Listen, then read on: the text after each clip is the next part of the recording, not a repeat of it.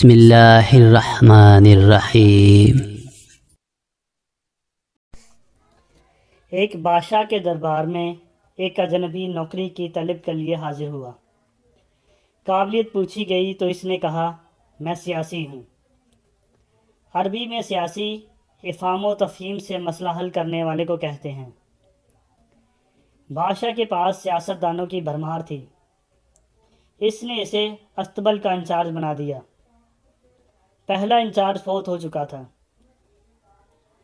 چند دن بعد بادشاہ نے اسے مہنگے اور عزیز گھوڑے کے متعلق دریافت کیا۔ اس نے کہا، یہ گھوڑا نسلی نہیں ہے۔ بادشاہ کو تعجب ہوا۔ اس نے جنگل سے سائس کو بلا کر دریافت کیا۔ اس نے بتایا گھوڑا نسلی ہے، لیکن اس کی پیدائش پر ماں مر گئی تھی۔ یہ گائے کے ساتھ پلا ہے۔ مصاحب کو بلایا گیا۔ تم کو کیسے پتہ چلا اصلی نہیں ہے؟ اس نے کہا، جب یہ گھاس کھاتا ہے تو گائیوں کی طرح سر نیچے کر کے کھاتا ہے، جبکہ نسلی گھوڑا گھاس منہ میں لے کر سر اٹھا لیتا ہے۔ بادشاہ اس کی فراست سے بہت متاثر ہوا۔ مصاحب کے گھر اناج، گھی اور پرندوں کا اعلیٰ گوشت بطور انعام بھجوایا۔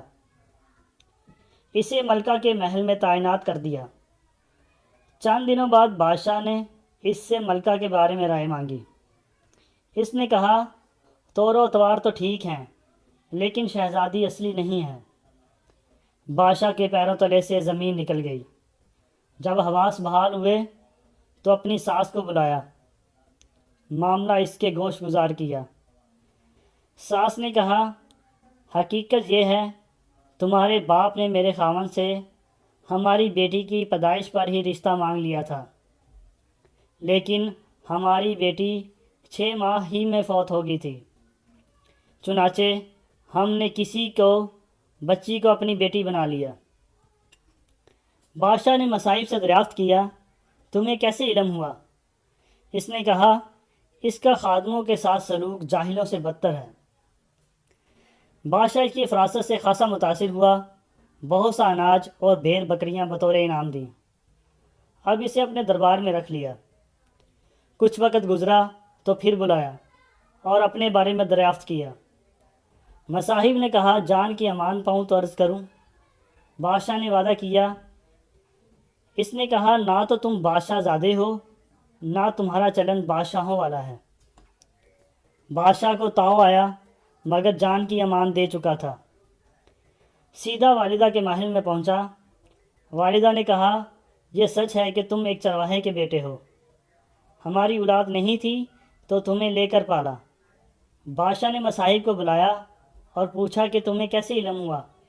اس نے کہا، بادشاہ سلامت، جب کسی کو انعام و کرام دیا کرتے ہیں تو ہیرے، موتی اور جواہرات کی شکل میں دیتے ہیں، لیکن آپ بھیڑ بکریاں، کھانے پینے کی چیزیں عنایت کرتے ہیں۔